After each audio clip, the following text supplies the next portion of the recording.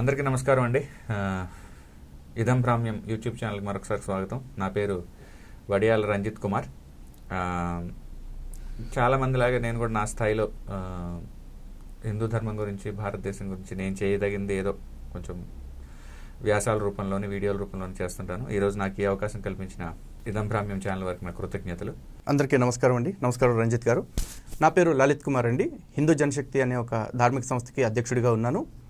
మేము సనాతన ధర్మాన్ని పరిరక్షించడం కోసం ఇతర మతస్థుల దాడుల నుంచి, లేదంటే వాళ్ళ యొక్క దుష్ప్రచారాల నుంచి సనాతన ధర్మం మీద జరుగుతున్న దుష్ప్రచారాన్ని తిప్పికొట్టడం కోసం మా వంతు ప్రయత్నం మేము చేస్తూ ఉన్నాము.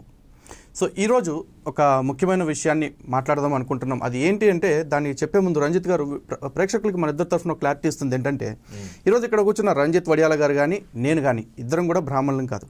కానీ ఈరోజు మనం మాట్లాడాలనుకుంటున్న టాపిక్ వచ్చేసి బ్రాహ్మణులకు సంబంధించి ఎక్కువగా ఉంటుంది. కారణం ఏంటంటే, సాధారణంగా బ్రాహ్మణుల గురించి మాట్లాడాలంటే హిందుత్వవాదులుగా మేము తక్కువ మాట్లాడతాం. కానీ బ్రాహ్మణులకు వ్యతిరేకంగా మాట్లాడాలంటే భారతదేశంలో చాలామంది ఉన్నారు. అందులో చేతగాని చవటలు ఉన్నారు, మూలనున్న ముసలోళ్ళు ఉన్నారు, మంచం మీద లేవలేని పనికిమాలినోళ్ళు కూడా ఉన్నారు. ఎందుకంటే బ్రాహ్మణుల గురించి మాట్లాడితే ఎదిరించే వాళ్ళు ఎవరూ లేరు, కనీసం హిందువులు కూడా అడగరు అన్న ఒక అలసత్వము, లేదంటే ఒక చిన్న చూపు వాళ్ళల్లో బాగా పెరిగిపోయింది. ఏదో సామెత చెప్తారు, మోటుగా ఉంటుంది కాబట్టి నేను మాట్లాడదలుచుకోలేదు. ఇంటి ఆయన లేడు అని తెలిస్తే ఇంటి చుట్టుపక్కల ఉన్న వాళ్ళు అందరూ రాళ్ళు వేస్తారంటారు చూసారా, అలాగే ఉంటుంది. సనాతన ధర్మంలో ఎవరు కూడా బ్రాహ్మణులు మా వాళ్ళు, ఇది బ్రాహ్మణుల మీద దాడి జరిగితే ఇది హిందువుల మీద దాడి జరిగినట్టు అని పట్టించుకునే వాళ్ళు లేకపోవటం వలన ప్రతి మతస్థుడు మత ప్రచారం చేసుకుంటే తప్ప బతకలేని పోరంబోకులు కూడా ఈరోజు బ్రాహ్మణుల్ని తిట్టేవాళ్ళు అయిపోయారు. బ్రాహ్మణుల మీద ఎంతలాగా విషంగా అక్కుతూ ఉంటారంటే, ఈరోజు హిందూ దేవాలయ వ్యవస్థ మొత్తం అసలు బ్రాహ్మణులు ఏదో వాళ్ళు బతుకు తెరువు కోసం సృష్టించుకున్నట్టు, హిందూ దేవాలయాలు కేంద్రంగా చేసుకుని బ్రతుకుతున్నట్టు, మతాల మీద మత ప్రచారం మీద బతికే మతోన్మాదులు కూడా మాట్లాడుతూ ఉంటారు. నిజానికి అర్చకుడు బ్రాహ్మణులు ఎంత దీనస్థితిలో ఉన్నారు అంటే, కొన్ని చోట్ల వాళ్ళు చేసిన కైంకర్యాలు, లేదంటే వాళ్ళు చేసిన అర్చనలు, అభిషేకాలకి సంతోషించి నాలాంటి వాళ్ళు, రంజిత్ లాంటి వాళ్ళు కానుకలుగా ఇచ్చే డబ్బుల్ని కూడా వాళ్ళు తీసుకోలేని దీనస్థితిలో ఉన్నారు. ఎంత దయనీయమైన పరిస్థితి అంటే ఇది. కనీసం వాళ్ళు గంటలు మంత్రాలు చదివి గొంతు పోయేలాగా మంత్రాలు చదివితే, నాలాంటోడు నా డబ్బు అంటే నేను చెప్తున్నాను, నేను ప్రభుత్వానికి కట్టే ప్రతి రూపాయి ట్యాక్స్ కట్టేసి తర్వాత మిగిలిన నా జేబులో డబ్బుల్ని తీసుకెళ్ళి అక్కడ నేను సంతోషంగా మనస్ఫూర్తిగా, ఎందుకంటే నాకు ఏనాడు అర్చకుడు ఎప్పుడు 10% ఇవ్వాలమ్మా 20% ఇవ్వాలమ్మా అని ఎప్పుడు అడగల. నేను తృప్తిగా నేను ఇచ్చుకుంటా. ఆ డబ్బులను కూడా ఆయన తీసుకొని ఇవ్వకుండా అర్చక స్వామికి కాపలాగా ఒక మనిషిని పెట్టి వచ్చిన ప్లేట్ కలెక్షన్ వచ్చినట్టు హుండీలో వేపిస్తూ ఉంటారు. అలాంటి బ్రాహ్మణ వ్యవస్థ మీద వీళ్ళు ఎందుకు ఇంత కక్ష కట్టారు, ఎందుకు ఇలాంటి దుష్ప్రచారం చేస్తున్నారు? ఈరోజు మనం మాట్లాడుకునే మాటలను బట్టి యావత్ హిందూ సమాజానికి ఒక క్లారిటీ రావాలి. రంజిత్ గారు ఏమంటారు మీరు? 100% చాలా చాలా ముఖ్యమైన విషయం ఇది. ముఖ్యంగా ఈ విషయంలో బ్రాహ్మణులకు క్లారిటీ లేదు. ఎందుకంటే బ్రాహ్మణ్యం అనేది హిందూ ధర్మానికి ఎంత కీలకం అనేది విషయంలో బ్రాహ్మణులకు కూడా స్పష్టత లేదు. రెండోది ఏంటంటే, బహుశా బ్రిటిష్ వాళ్ళు వచ్చిన తర్వాత ఇది బాగా మొదలైంది. అంతకుముందు ఏంటంటే భౌతిక దాడులు ఉండే, భౌతిక దాడులు అందరికీ గురయ్యేవాళ్ళు. కానీ మానసికంగా సైకలాజికల్గా అటాక్ చేయడం మొదలుపెట్టింది మాత్రం బ్రిటిషర్స్. దీనిలో ముఖ్యంగా ఆర్యన్ సిద్ధాంతం అనే దాన్ని సృష్టించి, వీళ్ళేదో అసలు హిందూ ధర్మానికి సంబంధించిన వాళ్ళు కాదు, సంస్కృతం హిందూ ధర్మం కాదు. మీరు ఎట్లాగో ఆర్యన్ సిద్ధాంతం తీసుకొచ్చారు కాబట్టి కాసేపు నేను కూడా ఈ మిగతా లౌకిక బ్యాచ్ ఎవరైతే ఉన్నారో వాళ్ళలాగానే మాట్లాడతాను. మీరు హిందుత్వవాదిలాగా మీరు ఏ విధమైన నిజాలు చెప్తారో నేను చూస్తాను. చెప్పండి. సో ఇప్పుడు వీళ్ళు ఏం చేశారంటే, సరే ఆర్యన్ సిద్ధాంతం తప్ప ఒప్ప, ఇప్పుడు ఆ టెక్నికల్ డిస్కషన్లోకి మనం వెళ్ళదు, ఎందుకంటే మన ఈరోజు చర్చ అది కాదు కాబట్టి. కానీ అప్పుడు ఎవరైతే దీన్ని సృష్టించారో, ఇప్పుడు ఇదేమి మనం కొత్తగా సృష్టిస్తుంది కాదండి, మన అజంప్షన్ కాదు, ఇది మనం ఏదో తార్కికంగా చెప్తుంది కాదు. చక్కగా అప్పుడు భారతదేశంలో ఉన్న వాళ్ళందరినీ హిందువులుగా, మన క్రిస్టియన్లుగా మార్చాలనుకుని ఎవరైతే కుట్రలు పన్నారో వాళ్ళు చాలా స్పష్టంగా చెప్పారు. మానియర్ విలియమ్స్ అని చెప్పి ఇప్పటికి కూడా standard Sanskrit English dictionary, Monier Williams, వాడు ఏమన్నాడంటే, హిందూ ధర్మాన్ని కాపాడే ఒక కోట గోడ లాంటిది బ్రాహ్మణ్యం అనట్లేదు, స్పష్టంగా గమనించారు. బ్రాహ్మణ్యం. క్రీస్తు సైనికులు ఆ గోడని బద్దలగొట్టితే కానీ హిందూ సమాజాన్ని మనం క్రైస్తవంలోకి మార్చలేము అని చాలా స్పష్టంగా చెప్పాడు. అంటే యూజువల్గా నేను కూడా గుళ్ళకి వెళ్ళినప్పుడు కానీ, లేకపోతే మా పెద్దవాళ్ళు కానీ, అంటే ఇప్పుడు చెప్తున్నారు లేదు తెలియదు కానీ, నా చిన్నప్పుడు మా పెద్దవాళ్ళు నాకు చెప్పింది ఏంటంటే, గుడికి వెళ్తే అర్చకుడిని గౌరవించాలి, బయట ఉన్నా సరే పురోహితుడిని బ్రాహ్మణుని గౌరవించాలి అని చెప్పేసి చెప్తూ ఉంటారు. ఎందుకు నేను ఒక హిందువుగా నేను బ్రాహ్మణుని అందరికంటే ఎక్కువ గౌరవంగా ఎందుకు నేను చూడాలండి? సరే మీకు ఒక ఉదాహరణ చెప్తా చూడండి. ఇప్పుడు గత 2000 సంవత్సరాలుగా ఇజ్రాయెల్లో ఒక దిక్కుమాల మతం పుట్టింది. అది ప్రపంచవ్యాప్తంగా ఇస్లాము, తర్వాత వచ్చిన ఇస్లాం, ఈ రెండూ కూడా ప్రపంచంలో అన్ని ప్రదేశాలని ఆక్రమించుకున్నాయి. వాళ్ళ రాజకీయంగా వాళ్ళ కనుసన్నల్లోని వాళ్ళ అధికారంలోని పెట్టుకున్నాయి. ప్రతి ప్రాంతంలో వాళ్ళు వెళ్ళిన ప్రతి ప్రాంతంలో, యూరోప్ తీసుకోండి, తూర్పు దక్షిణ అమెరికాలు తీసుకోండి, ఆస్ట్రేలియా తీసుకోండి, ఆఫ్రికా తీసుకోండి, చైనా లాంటి కొన్ని ప్రాంతాలకు వాళ్ళు వెళ్ళలేకపోయారు అనుకోండి, అది పక్కన పెడితే ఈ అన్ని ప్రాంతాల్లో కూడా స్థానిక నాగరికతలు పూర్తిగా నాశనం అయిపోయినాయి. అసలు ట్రేసెస్ లేవు. ఏదో అక్కడక్కడ కొంచెం పేర్లు అవి తెలిసి తప్పించి వాళ్ళ ఆచారాలు ఏంటి, వాళ్ళ వ్యవహారాలు ఏంటి, అసలు వాళ్ళ నమ్మకాలు ఏంటి, వాళ్ళ గ్రంథాలు ఏంటి, ఏమీ లేవు. వాళ్ళ భాషలు కూడా లేవు, ఏమీ లేవు, పూర్తిగా పోయినాయి. ఇప్పటికీ బలంగా ఉండి మళ్ళీ మనం యూటర్న్ తీసుకొని విదేశాల్లో కూడా మనం మళ్ళీ బలపడుతూ మన ధర్మాన్ని ఎటువంటి ఆర్థిక బలం లేకుండా, ఎటువంటి రాజకీయ బలం లేకుండా కూడా మనం బలంగా ఉన్నామంటే ఈరోజు కారణం అలాంటిది ఉంది, ఒక్క హిందూ ధర్మం మాత్రమే. అయితే చాలామంది ఏమంటారంటే హిందూ ధర్మానికి వర్ణ వ్యవస్థ బలహీనత అంటారు. సరే, హిందూ ధర్మానికి వర్ణ వ్యవస్థ బలహీనత, అలా అయినప్పుడు వర్ణ వ్యవస్థ లేని మిగతా చోట్ల అంతా బాగుండి మన దగ్గర నాశనం అయిపోవాలి. అలా జరగలేదే. వర్ణ వ్యవస్థ ఉన్న భారతదేశంలో మాత్రమే హిందూ ధర్మం బలంగా ఉండి మిగతాది మొత్తం పోయింది. సరే, ఒక్కసారి లాజికల్గా ఆలోచిద్దాం. ఇప్పుడు ప్రతి ధర్మానికి కూడా దేనికైనా సరే నిలబడాలంటే దాని వెనకాల కొన్ని శాస్త్రాలు ఉంటాయి. ఆ శాస్త్రాలు నిలబడాలిగా. 100%. భారతదేశంలో శాస్త్రాలు ఎట్లా నిలబడ్డాయి? హిందూ ధర్మానికి సంబంధించిన శాస్త్రాలు అంటే అలాగని మిగతా వర్ణాల వాళ్ళు ఎవరు పట్టించుకోలేదని అనట్లేదు, కానీ 70-80% బ్రాహ్మణులే కదా మొదటి నుంచి. మరి వాళ్ళు ఎందుకు కాపాడారంటే వాళ్ళు ఏం నమ్మారంటే, అది నిజమా అబద్ధమా పక్కన పెట్టండి, వాళ్ళు నమ్మింది ఏంటంటే బ్రాహ్మణులు హిందూ ధర్మానికి సంబంధించిన శాస్త్రాలని కాపాడటం అనేది భగవంతుడు నాకు ఇచ్చిన బాధ్యత అని త్రికరణ శుద్ధిగా బ్రాహ్మణుడు నమ్మాడు. నమ్మబట్టి తలలు తెంపేసిన దానివల్ల ఆర్థికంగా ఎటువంటి లాభం లేకపోయినా సరే రహస్యంగా అయినా సరే అతను నేర్చుకుని వాళ్ళ పిల్లలకు నేర్పించి దాన్ని కాపాడుతూ వచ్చాడు. మిగతా చోట్ల ఏమైపోయిందంటే ఈ వ్యవస్థ లేకపోయేటప్పటికి, వ్యవస్థ లేదు. ఎవరైనా అంటే ఇప్పుడు ఒక సాఫ్ట్వేర్ ఇంజనీర్ ఉన్నాడండి, ఇప్పుడు లక్షల జీతాలు వస్తుంటే అందరూ సాఫ్ట్వేర్ ఇంజనీర్లు అవుతుంటారు. సాఫ్ట్వేర్ ఇంజనీర్ అయితే పేక తీసేస్తుంటే ఒక సాఫ్ట్వేర్ ఇంజనీర్ ఉంటాడా? ఉండు. మిగతా చోట్ల ఏమైందంటే అది మిగతా అన్ని ప్రొఫెషన్స్ లాగే అది కూడా ఒక ప్రొఫెషన్ మిగతా అన్ని చోట్ల. అంటే అన్ని బాగున్నప్పుడు అది బాగుండొచ్చు, కానీ ప్రమాదంలో పడ్డప్పుడు ఏమైతే దాన్ని రక్షించడానికి ఎవడు ఉండడు. బహుశా మన వాళ్ళు ఏంటంటే ముందు చూపుతో ఆలోచించి, వరస్ట్ కేసు ఆలోచించి, కనీసం ఒకవేళ రేపొద్దున మన మీద ఇటువంటి దాడులు ఏమైనా జరిగినా సరే కనీసం కొంతమంది అయినా సరే దీన్ని కాపాడతారు వాళ్ళ ఉద్యుక్త ధర్మంగా భావించి అని చెప్పి దాన్ని కాపాడారు. మీకు ఎన్ని కథలు కనిపిస్తాయి మనకి, ఎన్నో దేవాలయాల్లో ఇస్లాం టైంలోనే వాళ్ళు విగ్రహాల్ని తీసుకెళ్ళిపోవడం, ఎక్కడికో తీసుకెళ్ళి వాటికి అర్చనలు అవి చేసి వాటిని జాగ్రత్తగా దాయటం. ఇప్పుడు కాశీలో కావచ్చు, అట్లా కొన్ని వందల వేల చోట్ల వాళ్ళ ప్రాణాలకి తెగించి మూల విరాట్లని తీసుకెళ్ళి ఎక్కడెక్కడికో తీసుకెళ్ళి దాచారు. వీళ్ళు కేవలం దాన్ని ఇది నా ఉద్యోగం అనుకోనుంటే ఆ పని చేస్తారా? అనుకోలే. వాళ్ళ ఉద్యోగం అనుకోలే, ఇది నా ధర్మం, ఇది నా బాధ్యత, ఇది భగవంతుడు నాకు చెప్పిన బాధ్యత. వేదాన్ని కాపాడాలి, రామాయణాన్ని కాపాడాలి, మహాభారతాన్ని కాపాడాలి, దేవాలయ వ్యవస్థను కాపాడాలి, ఉపనిషత్తులను కాపాడాలి, వేదాంతాన్ని కాపాడాలి, ఇట్లా అన్ని ఏదైతే మన శాస్త్రాలను వీటన్ని మీరు చెప్తుంటేనే నాకు అనిపిస్తోంది, బహుశా సామాన్యుడు ఎందుకు అనుకోకూడదు అంటే హిందూ గ్రంథాలని వేదాలని కేవలం బ్రాహ్మణులు మాత్రమే చదవాలా, వాళ్ళు మాత్రమే పరిరక్షించాలా? ఇప్పుడు ఎట్లా ఉంటుందంటే వాళ్ళకి మాత్రం ఏమన్నా ఇవ్వబడి ప్రత్యేక హక్కు. అది ఇప్పుడు ఎట్లా ఉంటుందంటే హక్కు బాధ్యత. నేను అన్నది ఏంటంటే వాళ్ళ బాధ్యత, అది వాళ్ళ మినిమం రెస్పాన్సిబిలిటీ, అది వాళ్ళ రెస్పాన్సిబిలిటీ. మరిద్దరం బ్రాహ్మణులం కాదు, మీరు నేను మహాభారతం చదువుతా అన్నా, రామాయణం చదువుతా అన్నా ఎవడాపుతున్నాడు ఈ రోజున? వేదం కూడా నేర్పిస్తున్నారు అందరికీ కదా, వేదం కూడా అందరూ నేర్చుకుంటున్నాం. అయితే అది వాళ్ళ విద్యుక్త ధర్మం. అది కాక నువ్వు అడిషనల్గా కూడా నేర్చుకుంటా అనుకోండి, నేర్చుకోండి, ఎవడు కాదన్నాడు మిమ్మల్ని? వాళ్ళు మాత్రం కంపల్సరీ చేయాలి పని. మిగతా వాళ్ళు అడిషనల్ నీకు ఇంట్రెస్ట్ ఉంది నేర్చుకుంటాను, ఎవడు కాదంటాడు? నిన్నెవడు కాదండు. అంటే ఇది అంటే ఏంటంటే ఇప్పుడు ఏమంటామంటే వరస్ట్ కేసులో కనీసం వీళ్ళన్నా కాపాడతారన్న దృష్టితో చేసిందే తప్పించి మిగతా వాళ్ళకి దూరం చేయాలని చేసింది కాదు అది. రెండోది ఏంటంటే ఇప్పుడు మీరు ఒకటి ఆలోచించండి, ఒక బ్రాహ్మణుడు లైఫ్ స్టైల్ తీసుకుందాం, అంటే సమాజంలో ఎట్లా బతుకుతున్నారు పక్కన పెట్టండి. శాస్త్రం చెప్పినట్టుగా బ్రాహ్మణుడు బతికితే నువ్వు బతుకు చూద్దాం. అన్ని ఎటు చూసినా రెస్ట్రిక్షన్స్, వాళ్ళకి కాలు తీసి కాలు పెట్టాలంటే రెస్ట్రిక్షన్. మాంసం తినొద్దు, మందు తాగొద్దు, సరైన బట్టలు వేసుకోవద్దు, చిన్న తెల్ల పంచోడు కట్టుకొని మోకాల వరకు ఉంటుంది, చిన్న గుడ్డ పిల్లకి వేసుకొని, చిన్న పిల్లకి వేసుకొని సరిగ్గా వారానికి ఒక్క రోజు కూడా కడుపు భోజనం చేయలేడు ఆయన. అవును, మనం అంతా క్రీమ్లు పౌడర్లు డేళ్ళు కొట్టుకుంటే వాళ్ళు మాత్రం విభూతులను కుంకుమలో పెట్టుకుని గడిపేస్తూ ఉంటారు. పైగా సమాజంలో విపరీతమైన దాడులు, సినిమాల్లో చూసినా సరే ఎక్కడ చూసినా సరే వాళ్ళ మీద విపరీతమైన దాడులు ఇంత చేస్తూ. సో నాకేమనిపించింది అంటే నాకు పర్సనల్గా నాకు అనిపించింది ఏంటంటే అరే అమ్మ ఇంత కఠినమైన ఒక జీవన విధానాన్ని అవలంబిస్తూ వీళ్ళు ఎందుకు చేస్తున్నట్టు ఇదంతా? ఎవడు ఆపడు కదా వీళ్ళని. ఇప్పుడు బ్రాహ్మణ్యాన్ని వదిలేసి 2000కి 1500కి ఉద్యోగాలు చేస్తున్నారు పాపం చాలా మంది. ఎందుకు చేస్తున్నారు వీళ్ళు? మా ఇంట్లో పని మనిషికి 2000 ఇస్తున్నాను నేను, గంట వచ్చి పని చేసి వెళ్ళిపోతే. అలాంటిది ఒక అర్చకత్వం అంటే వాళ్ళు ఏమనుకుంటారు అంటే అందరూ ప్రతి ఒక్కరు అంత తిరగడం శుద్ధిగా ఉండకపోవచ్చు, కానీ ఇది నా ధర్మం, ఇది నా బాధ్యత అని భావించారు. రెండోది అయితే దానితో పాటు మీరు ఒక ముఖ్యమైన ప్రశ్న అడిగారు, ఎందుకు బ్రాహ్మణులు గౌరవించాలి అనేది. ఇప్పుడు మీరు ఒక్కసారి ఆలోచించండి, వందల వేల సంవత్సరాలుగా వాళ్ళ మీద దాడులు జరుగుతున్నాయి. ఇప్పుడు ఇస్లాం దాడి చేసింది ఎవరి మీద? క్రైస్తవం దాడి చేసింది ఎవరి మీద? ముఖ్యంగా బ్రాహ్మణుల మీదే కదా. దేవాలయ వ్యవస్థ బ్రాహ్మణులు, వీళ్ళ మీద దాడి చేశారు కదా. అయినా సరే వాళ్ళు వాళ్ళ బాధ్యత నుంచి పక్కకి వెళ్ళిపోకుండా కాపాడుతూ వచ్చారు. ఇప్పుడు మీరు చూడండి, ఇప్పుడు మనకి లవ్ జిహాద్ ఉంది, రేట్ ట్యాక్స్ ఎట్లుంటే బ్రాహ్మణులు ఆడపిల్లని చేసుకుంటే రేట్ ఎక్కువ, బ్రాహ్మణుడు కనుక క్రైస్తవంలోకి మారితే రేట్ ఎక్కువ. అవును, అది మనకు తెలుసు కదా. బ్రాహ్మణులకి సమాజంలో ఆ గౌరవం ఇప్పటికీ ఉంది.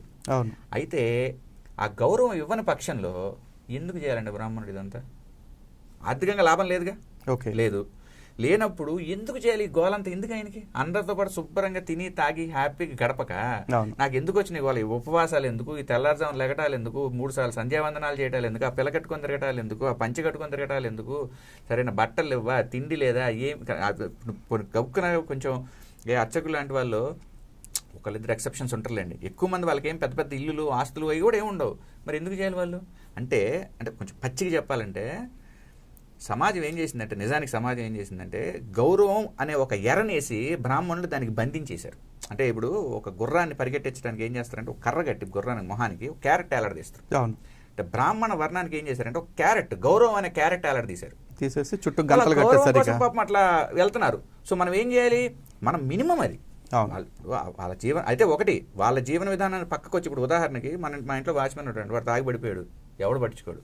మా ఇంటి దగ్గర అర్చకుడు ఉన్నాడు అనుకోండి, తాగి పడిపోతే బాధపడతారు, అమ్మ నా ఊర్లు తిడతారు జనాలు అందరూ. సమానత్వం కుదురుతుంది, ఆయన మీద ఉన్న ఎక్స్పెక్టేషన్ అంతే. సో కాబట్టి ఏంటి, వాళ్ళ గౌరవం ఇస్తుంది సమాజం అంటే ఆ గౌరవాన్ని తగ్గట్టుగా బతకాల్సిన బాధ్యత కూడా వాళ్ళ మీద ఉంటుంది. వాళ్ళ పని చేస్తేనే ఉపయోగం. సో మన బాధ్యత ఏంటి? వాళ్ళు అవన్నీ చేస్తున్నారు కాబట్టి మన బాధ్యతగా మనం వాళ్ళకి గౌరవిస్తాం. నిజానికి ఇక్కడ ఈ మధ్య కొత్త వాదన ఒకటి వినిపిస్తూ ఉన్నాను. కొంతమంది పైచికారులు మన వాళ్ళలో కూడా కొంతమందిని చూస్తూ ఉన్నానండి. ఏంటంటే ఈ అర్చకత్వం కూడా అన్ని కులాలకి ఇవ్వాలి, ఆ కులాలకి ఇవ్వాలి, ఈ కులాలకి ఇవ్వాలి అంటారు. ఎందుకు ఇవ్వాలి? ఈరోజు నేను ఒక నాన్ బ్రాహ్మణ్, మీరు ఒక నాన్ బ్రాహ్మణ్, మీకు అర్చకుడు అవ్వాలని కోరుకుందా? లేదు. నాకు అర్చకుడు అవ్వాలని కోరిక లేదు, ఎందుకంటే నేను ఆ నియమాలు పాటించలేను, ఆ నిష్ఠ చేయలేను, and this not my cup of tea అనే ఫీలింగ్ నాకు ఎప్పుడూ ఉంటుంది. కానీ ఇది ఏమీ లేకుండా కొంతమంది అర్చకత్వం అంటే ఇదేదో ఒక ఫ్యాషన్ అనుకుంటారు, లేకపోతే దానిలో ఉన్న లొసుగులు తెలుసుకుని ఇంకేదో చేయాలన్న ఉద్దేశం నాకు తెలియదు. కానీ ప్రతివాడు అడుగుతారు, ఏ మమ్మల్ని ఎందుకు చేయరు అంటారు.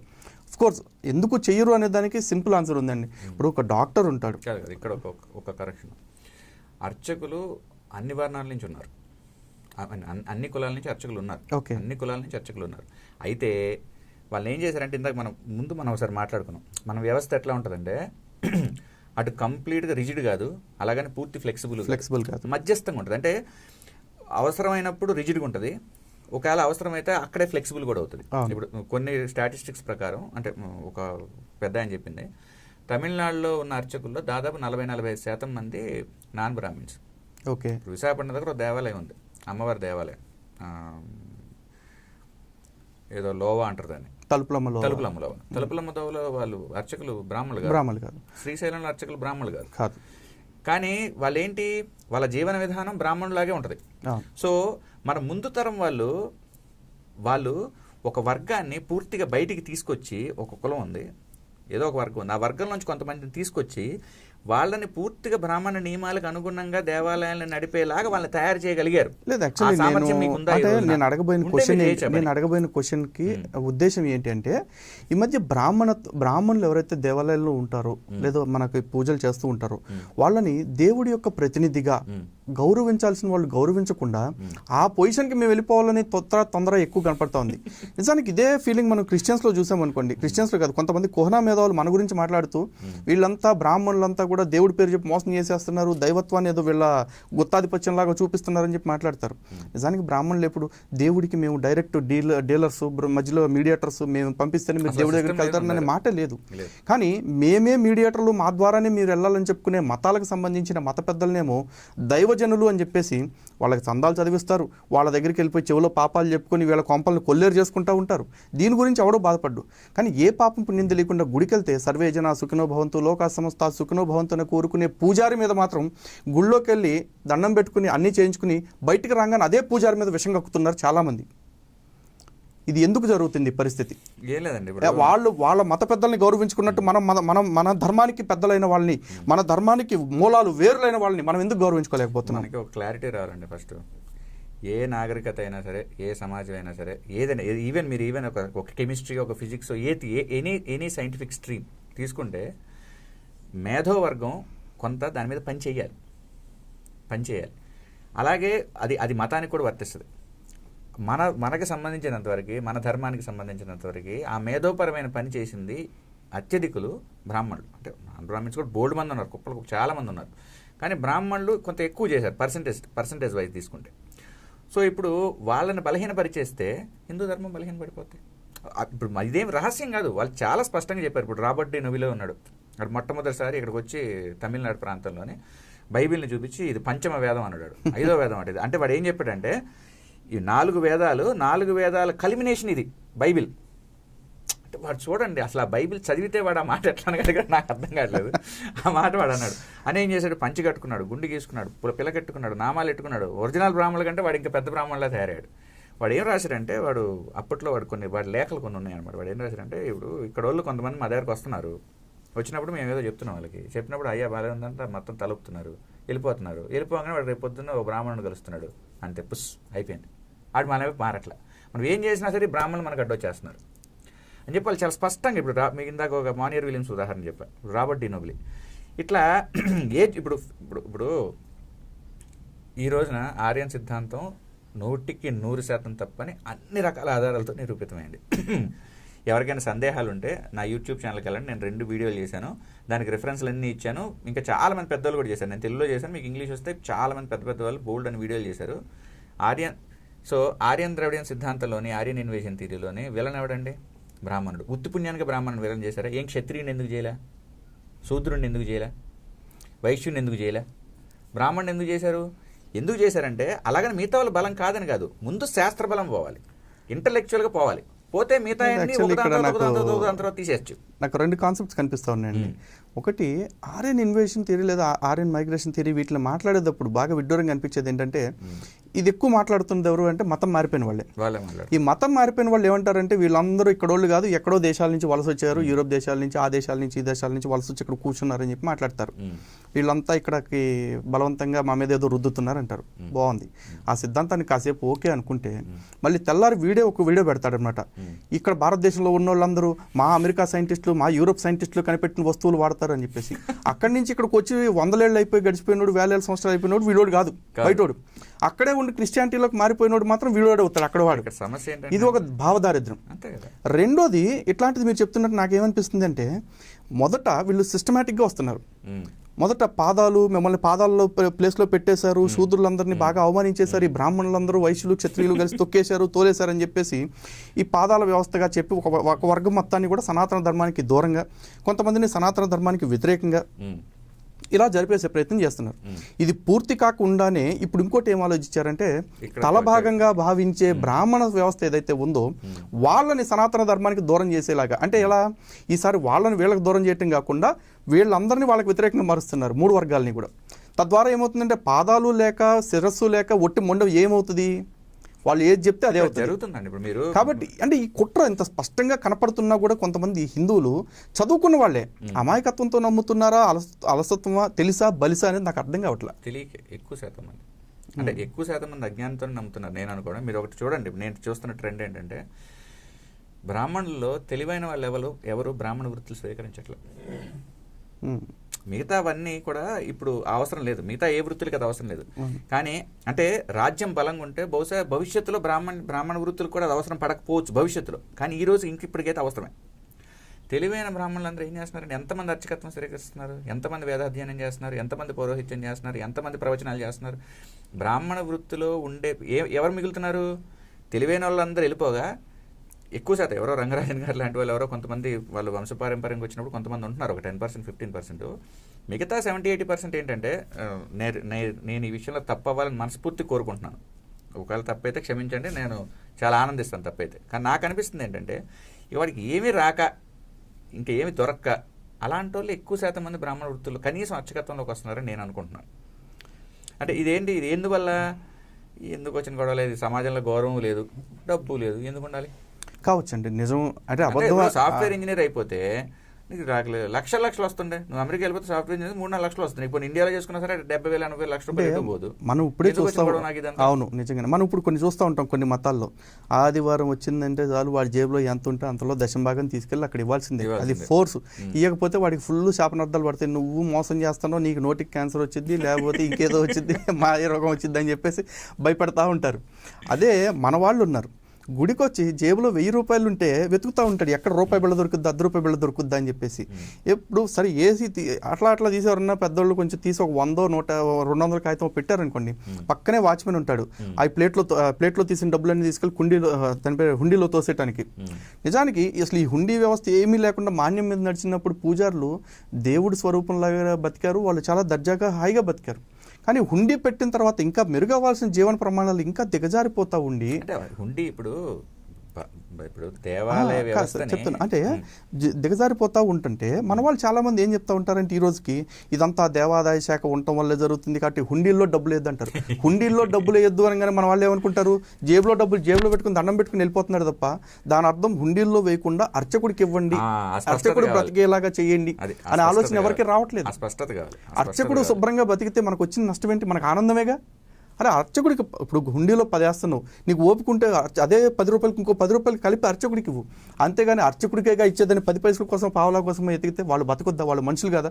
వాళ్ళు నిజంగా మీరు అన్నట్టు లగ్జరీ కోసం బతకాలి అనుకుంటే ఈ వృత్తి విద్యా కోర్సులో లేకపోతే ఐటీకి రిలేటెడ్ చేసుకుని చక్కగా జీన్స్ ప్యాంట్లు టీషర్ట్లు వేసుకుని బాబ్ డైర్ వేసుకుని ఇష్టం వచ్చినట్టు తిరగవచ్చు. కానీ వాళ్ళు ఈ రోజుకి కూడా ధర్మం కోసం కట్టుబడ్డారు. మీకంటే నాకంటే అందరికంటే చాలా ఎక్కువ మంది కంటే ధర్మం కోసం కట్టుబడి వాళ్ళు విద్యలు నేర్చుకుంటూ ఆ విద్యల్ని కాపాడుకుంటూ వస్తూ బ్రతుకుతున్నారు. వాళ్ళని గౌరవించాల్సిన బాధ్యత. వాళ్ళకి ఏదైనా చిన్న అవమానం జరిగితే దాన్ని తీవ్రంగా ఖండిస్తూ, తీవ్రంగా స్పందిస్తూ దాని మీద ఎంతవరకైనా పోరాడాల్సిన బాధ్యత పూర్తి హిందూ సమాజం మీద ఉంది. ఇది దయచేసి మనం అందరికీ తెలియజెప్పాల్సిన సమయం. ఒక్క పాయింట్ లలిత్ గారికి చెప్పి ముగించేద్దాం. ఇక్కడ సమస్య ఏంటంటే మనం ఏవైతే ఈ విషయాలు చర్చించుకుంటున్నామో ఇందులో ఒక 10% కూడా 99% మంది బ్రాహ్మణులకి తెలియదు. అంటే ఈ ప్రచారం ఎంత స్థాయిలో జరిగిపోయిందంటే బ్రాహ్మణులు కూడా చాలామంది వాళ్ళ పూర్వీకులందరూ భయంకరమైన దుర్మార్గులు, ఎన్నో దుర్మార్గాలు చేశారు, ఎంతో అణచివేశారని చెప్పి నమ్ముతున్నారు. విన్నానండి, నేను కూడా విన్నాను. ఎట్లా అయిపోయిందంటే కొన్నిసార్లు ఎట్లా ఉంటుందంటే ఆర్గ్యుమెంట్, అవతలతను బ్రాహ్మణుడు ఉంటాడు, ఒరే అట్లా కాదురా నాయన మంచి అని నేను చెప్తుంటే చచ్చ లేదు రంజిత్ గారు అట్లా కాదని చెప్పి ఆయన వాదిస్తున్నాడు. అంటే వాళ్ళని ఎట్లా బ్రెయిన్ వాష్ చేస్తారంటే వాళ్ళకి 2 రకాలు. అంటే వాళ్ళు ఏం చేస్తారంటే ఫస్ట్ ఆఫ్ ఆల్ దీనివల్ల ఏమైందంటే ఆత్మీయోన్నతులకు వెళ్ళిపోయారు. ఆత్మీయోన్నతులకు వెళ్ళిపోయిన తర్వాత దాన్ని కవర్ చేసుకోవడానికి వాళ్ళు కూడా ఈ బ్రాహ్మణికల్ ఫోర్సెస్ అని అదే ఇదని దానికి అగెనెస్ట్గా మాట్లాడి ఆ ఆత్మీయోన్నతిని కవర్ చేసుకోవడానికి ప్రయత్నం చేస్తున్నారు. సో ఇన్ఫర్మేషన్ వాళ్ళ దగ్గర కూడా లేదు, చాలా మందికి అవగాహన లేదు. అంటే 1000-1200 సంవత్సరాలు విదేశీయులు మనని నిత్యం నరకటం, చంపటం, అత్యాచారాలు చేయటం చేసినా దాన్ని ఎవడు పట్టించుకోవట్లేదు. కానీ అక్కడక్కడ జరిగిన 4-5 సంఘటనలు పట్టుకుని మాత్రం భారతదేశం మొత్తాన్ని జాతుల రూపంలో విడగొట్టేసే కుట్ర చాలా దారుణంగా జరుగుతోంది. దీని గురించి మరిన్ని సిరీసుల రూపంలో మనం మరింత సమాచారాన్ని సమాజానికి అందజేయాల్సిన బాధ్యత మన మీద ఉందని నమ్ముతున్నానండి. మన ఇదం భ్రామ్యం వేదికగా మరొకసారి ఇట్లాంటి కార్యక్రమం చేయడానికి ప్రయత్నం చేద్దాం తప్పకుండా. నమస్కారం అండి. జై శ్రీరామ్. భారత్ మాతాకి జై.